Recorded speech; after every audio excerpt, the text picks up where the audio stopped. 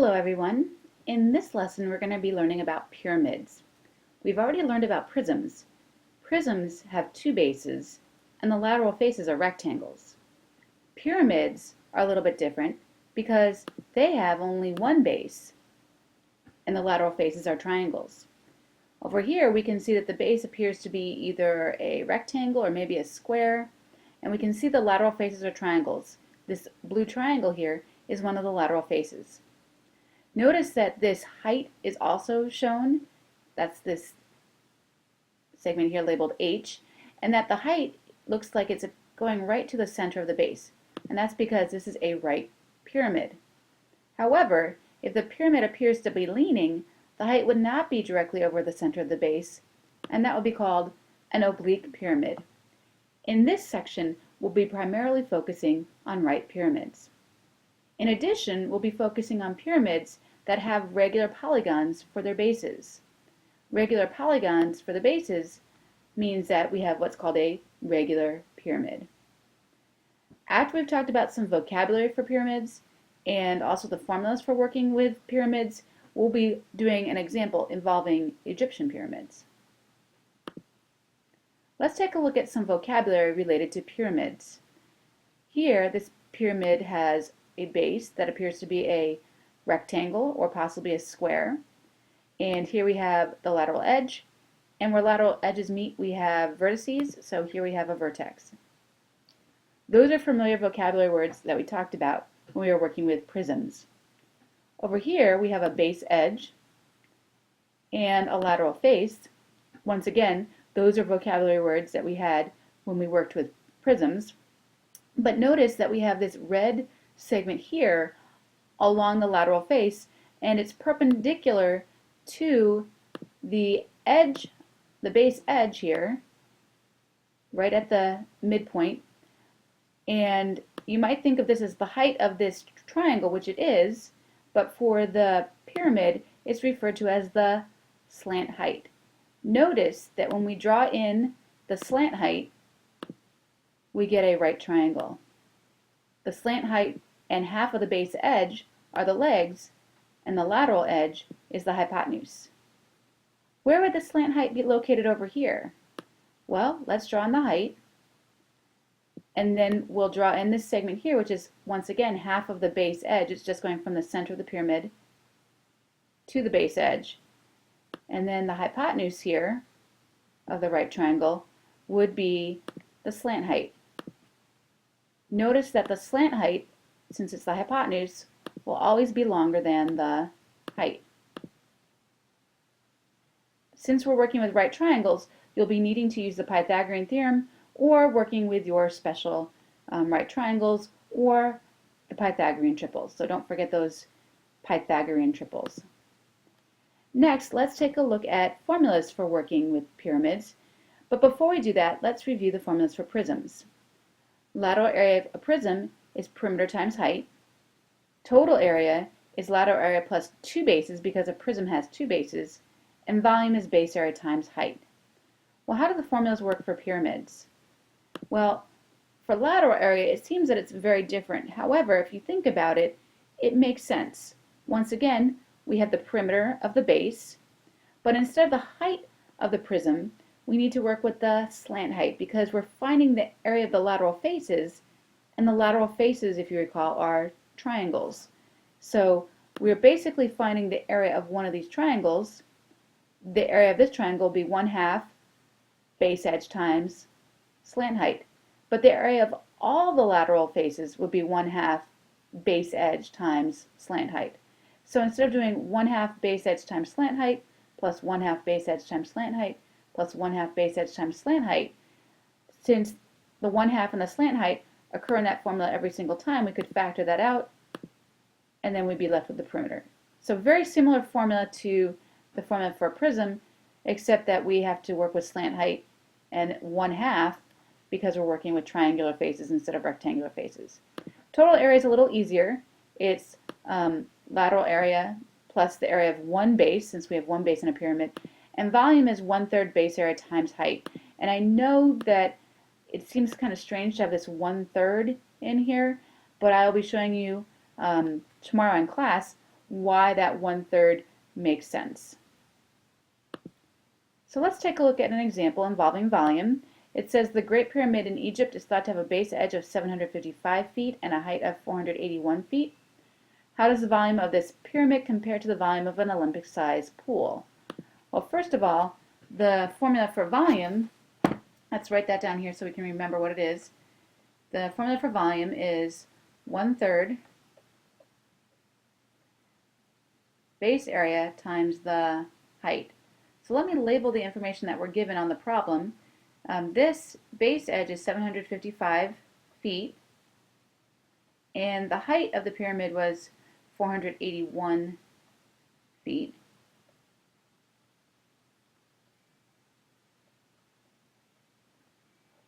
And so we need to substitute those numbers into the formula.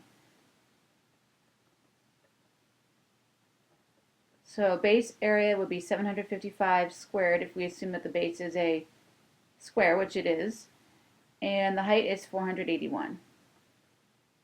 So when I do this calculation, I get a very large number. I get 91,394,008, and a little bit more than that, 0.33 we'll say, cubic feet.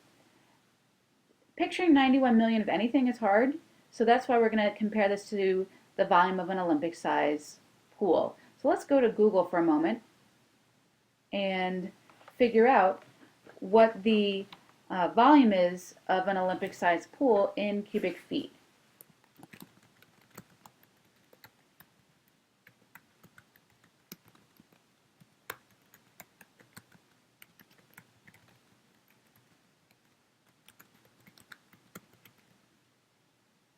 So let's see, Wikipedia seems to say 88,000.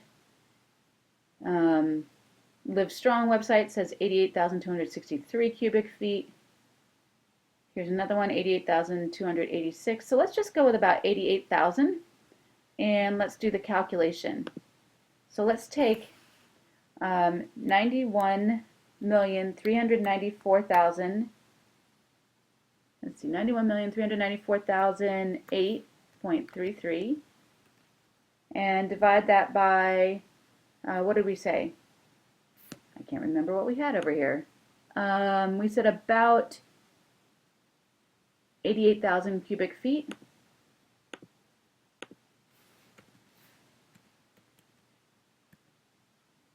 And that gives us about 1,038 swimming pools.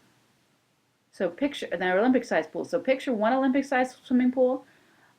Over 1,000 of those would be needed to have the same volume as the Egyptian pyramid that we were just working with. Let's take a look at surface area of this Egyptian pyramid. Let's say an Egyptian Preservation Society wants to paint the lateral faces with preservative. What is the area of the pyramid, the lateral area of the pyramid? Well, let's first of all review the formula for lateral area. The formula for lateral area is, let's see here, lateral area is 1/2 perimeter times slant height.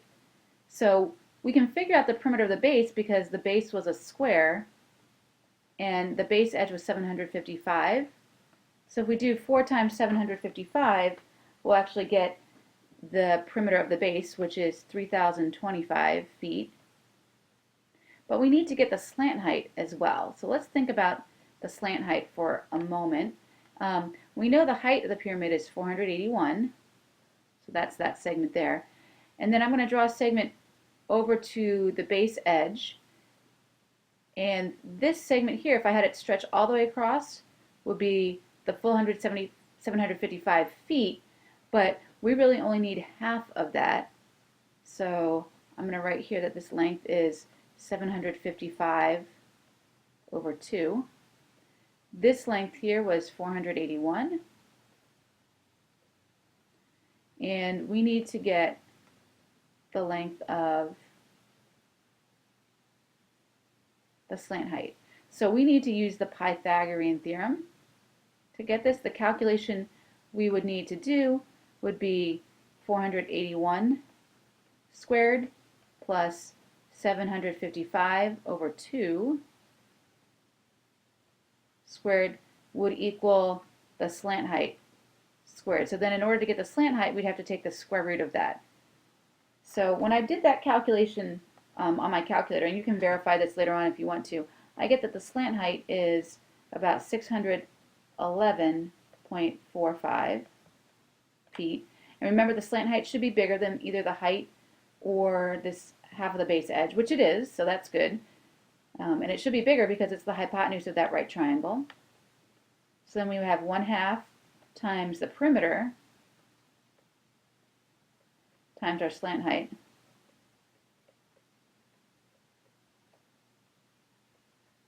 Move this over a little bit so we have a little more room there. And when I finish this calculation, I end up with about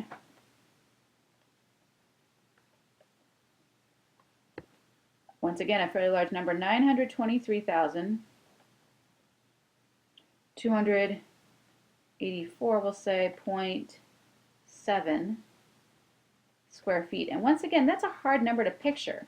So I thought we would compare this to the square footage of a typical American home. So let's Google that. What is the square footage of an average home, an average house? There we go.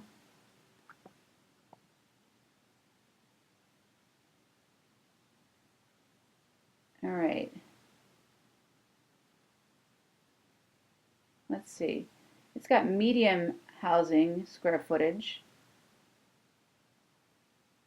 Well, let's see. Let's compare it to, let's see, down here it says the average home size is 2,600 square feet. So those are, I guess, homes built last year. Let's use that number, 2,600. So let's take the square footage that we got.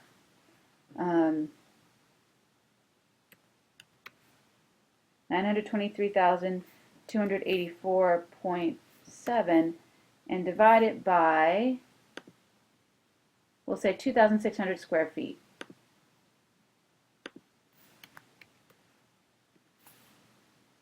So that would be about 355 homes. So picture 355 good-sized homes. That would be the same square footage as just the lateral faces of the pyramid. We'll be working more with pyramids tomorrow, and you'll have a chance to work with pyramids in your homework. A lot of the answers involve right triangles, so don't forget your Pythagorean triples.